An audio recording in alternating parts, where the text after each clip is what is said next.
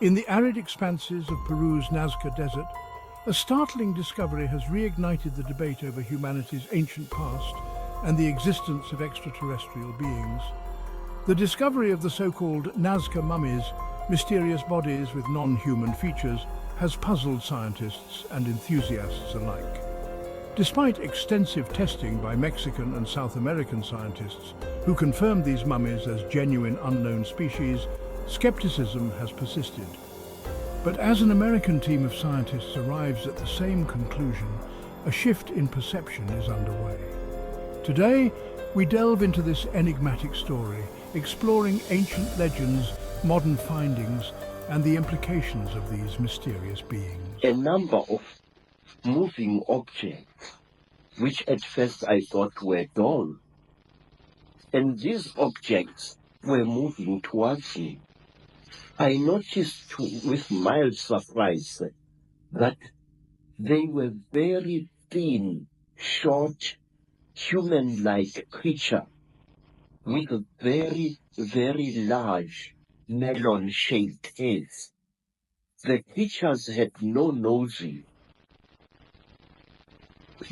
like as human beings have.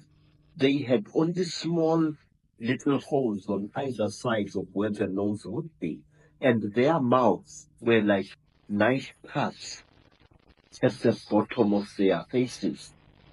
And these creatures were coming towards me. In color, they were gray, like certain types of fish, and they wore silvery gray garments which reached up to their necks and up to their ribs. I couldn't see whether they were wearing boots or not at that time. And while I was looking at this creature, I suddenly was aware that something was above me, standing there, and I looked up straight into the face of one of them, a much taller one than the others.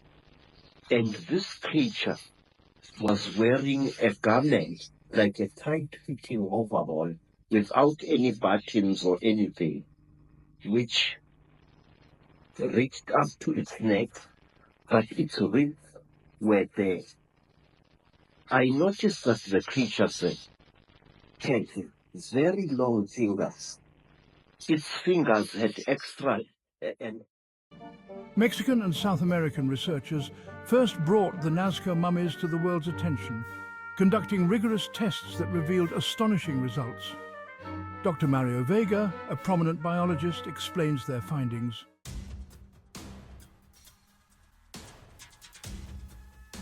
When we analyzed the DNA, we found sequences that didn't match any known species on Earth. The bone structure and internal organs also indicated something entirely different from human anatomy. This was no hoax.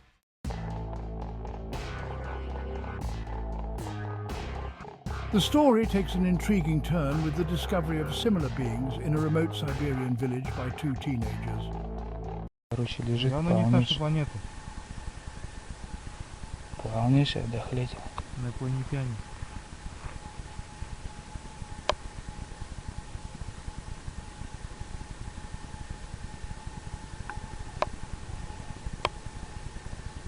Ноги хули нету, ебаный, нахуй. Загрызли, наверное. These beings, identical to the Nazca mummies, hint at a widespread presence of these entities. However, the teenagers later confessed under duress that it was a hoax, a confession many believe was coerced. In Russia, it's not uncommon for individuals to confess under extreme pressure. The teenagers' initial discovery matches the descriptions of the Nazca mummies too closely to be mere coincidence.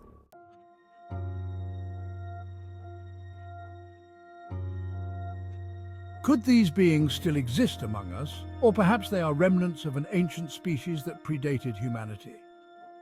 This brings to mind the ant people of Hopi tradition, who were said to have helped the Hopis survive catastrophic events by sheltering them underground.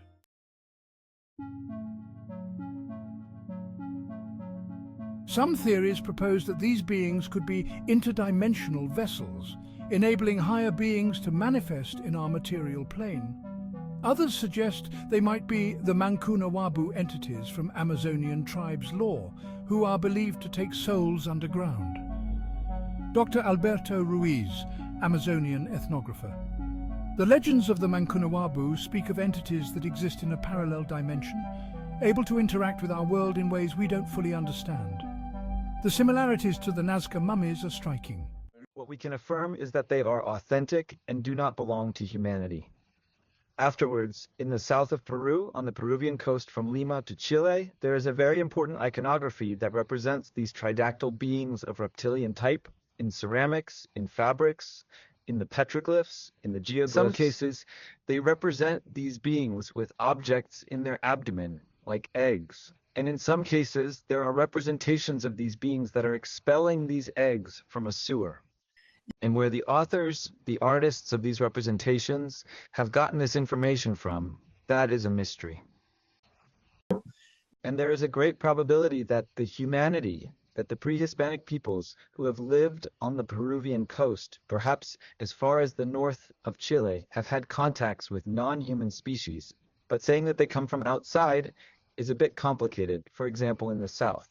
In the United States, there is a civilization, the civilization of which they speak of the people of ants, which is a people very similar to the small reptilian humanoids that live underground, in caves, in an underworld. We are going to... Dr. Gary Nolan was astounded by the CT scan evidence presented by Dr. Richard Connor. The intricate implants within the mummies' bodies suggest a level of technology beyond our current capabilities, potentially requiring artificial intelligence to achieve. Dr. Gary Nolan, biotech expert.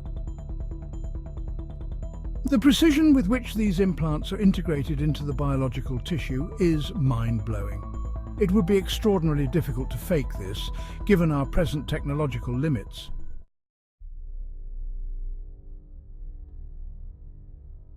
Ancient legends often speak of otherworldly beings interacting with human civilizations. The Chitauri, reptilian beings from African mythology, were said to have descended from the stars and enslaved the ancient Mayans, stripping them of their mental abilities and forcing them to mine precious minerals, credo mutua, as Zulu Sangoma. The Chitauri were not just myths, they influenced our ancestors profoundly. They manipulated human consciousness and created divisions among tribes. Their need for blood and energy made them akin to vampires.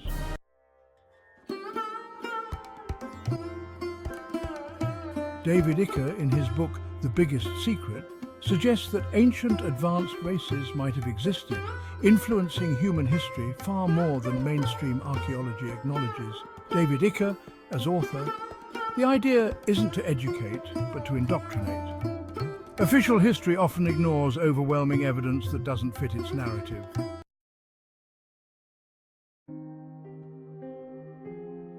The connection between these beings and ancient legends runs deep. Credo Mutua recounts consuming the flesh of what he believed to be a false god, experiencing extreme symptoms. The tridactyl motifs found in the Taino, Maori and other cultures further connect these ancient beings to human history. The tridactyl mother goddesses and Heitiki figures suggest a long-standing reverence for these entities. These figures represent more than art. They symbolize a deep spiritual connection to beings that guided or influenced these cultures. Are these beings remnants of an ancient species, interdimensional travelers, or something else entirely? As scientific scrutiny continues to reveal more about the Nazca mummies, one thing is clear.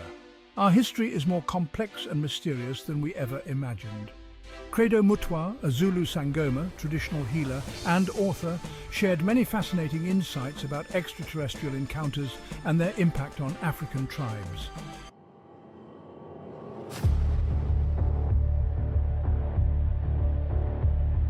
The search for answers continues, bridging ancient legends with modern discoveries and challenging us to rethink our place in the universe. Thank you for joining us on this journey through time and mystery. Stay curious and keep exploring the amazing world.